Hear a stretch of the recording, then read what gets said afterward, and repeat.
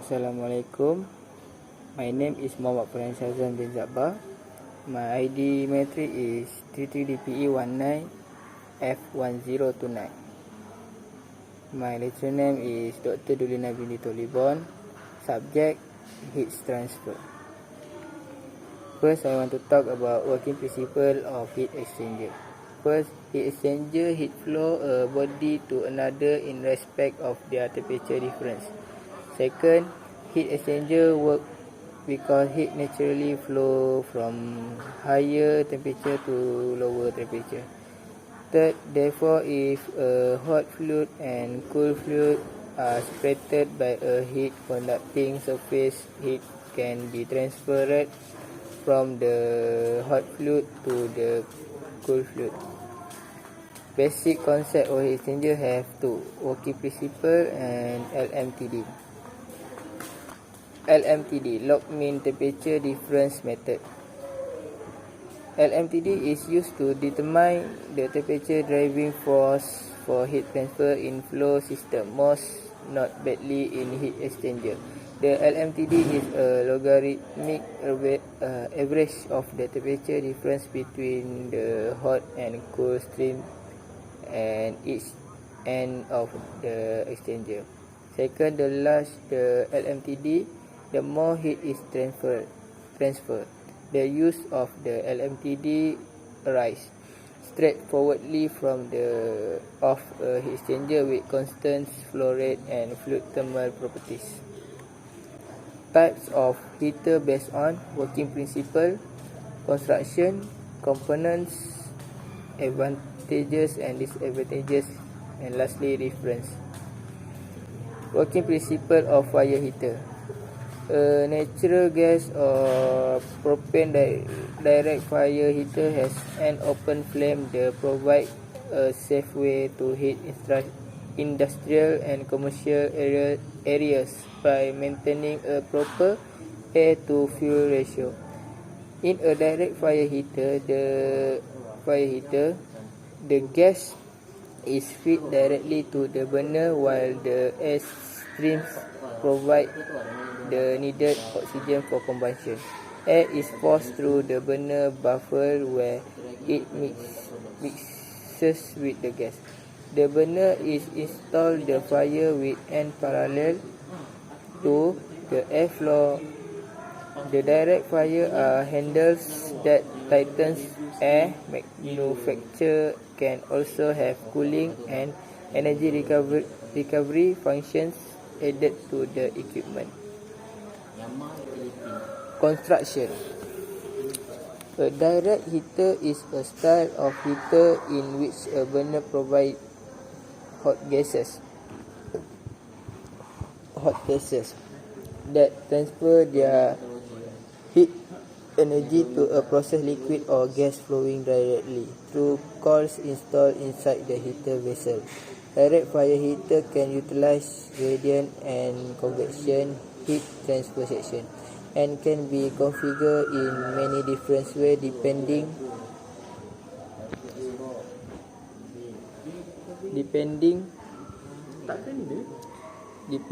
on the customer specific requirement due the flexibility in design. Virtually any style of furnace burner can be used in single or multi-burner configuration. For help selecting the right solution for your project, contact our application engineer today. Second, a convection style heater offer the benefit of a direct fire heater while eliminating some of the drawbacks associated with radiant heat transfer. Radiant heat transfer can be understandable in certain temperature sensitive applications as radiant heat transfer tends to be more intense and unevenly distributed around the coil surface. Sigma Thermal's convection style direct fire heater utilize a separate combustion chamber and flue gas recirculation to reduce combustion chamber temperature to 1 until 400 Fahrenheit. thereby minimizing the impact of radiant heat transfer to the process coil. Component. The diagram on the left identifies the section and major component in a typical vertical cylindrical fire heater.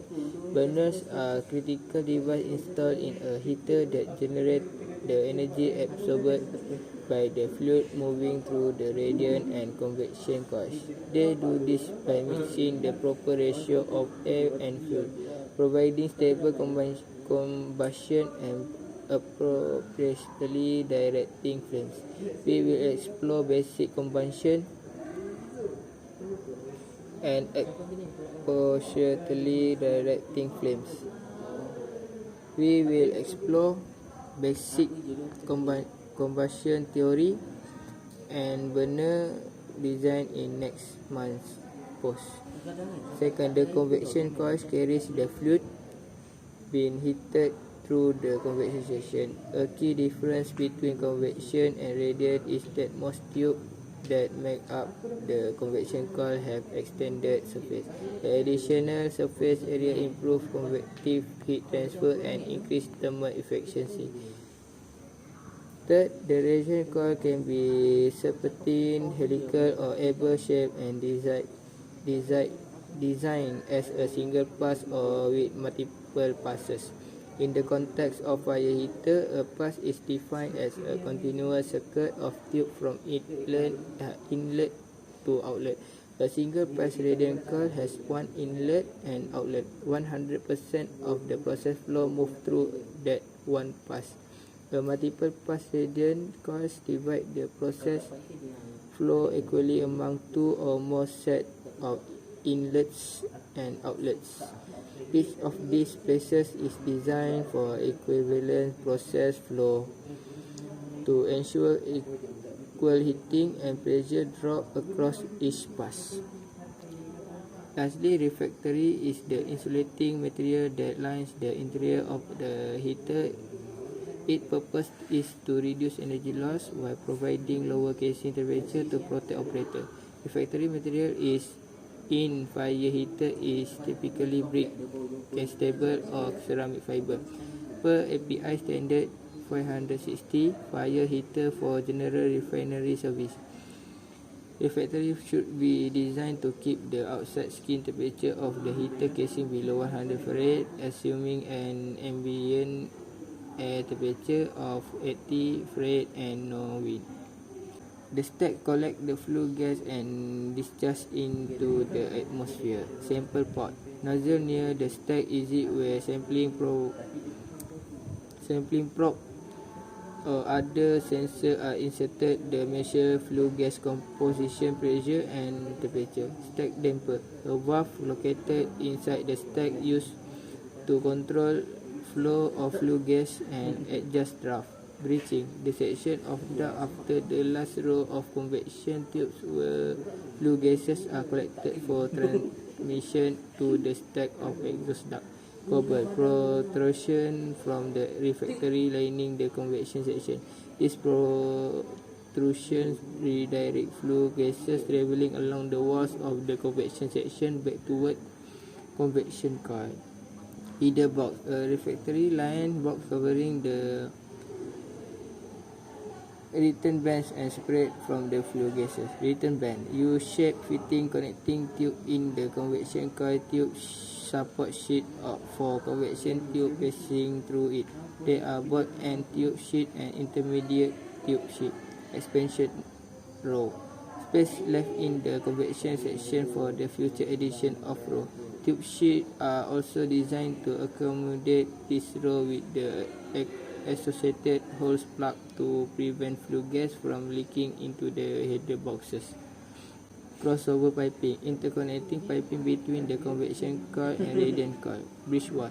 The bridge wall is the area where flue gas leave the radiant section. It is not so much component as a point of critical importance. Many of the operational adjustments made to the optimized heater operation are based on the measurements of draft, temperature and oxygen content taken at this point in the heater.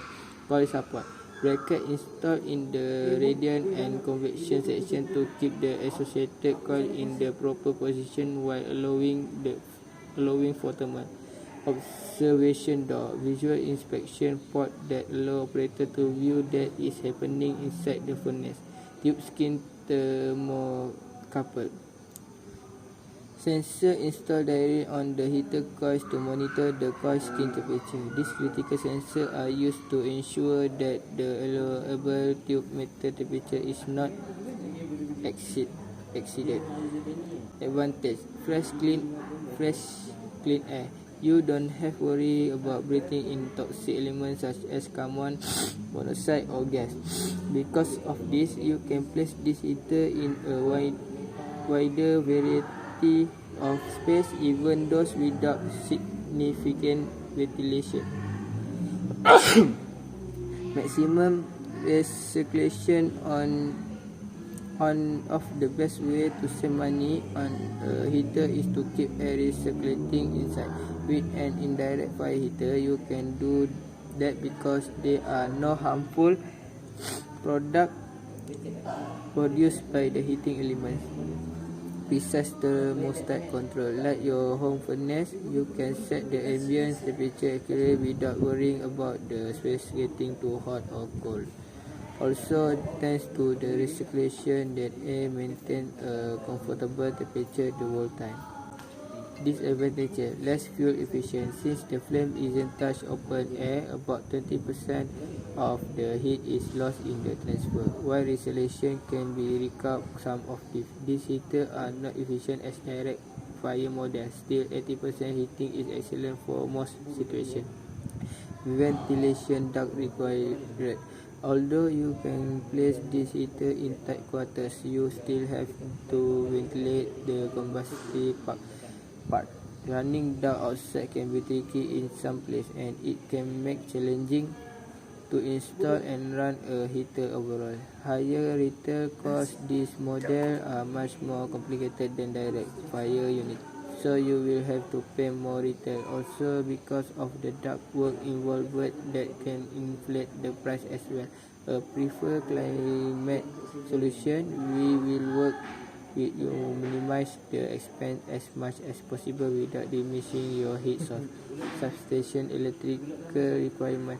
If you even outside is outdoor, you will need have a generator to run this machine. Unlike direct fire heaters that can use propane or other fuel, this model do require electricity to operate. Lastly is reference. I check my slide at the website, and you can check the file at the reference. Thank you. That's all from me. Thank you.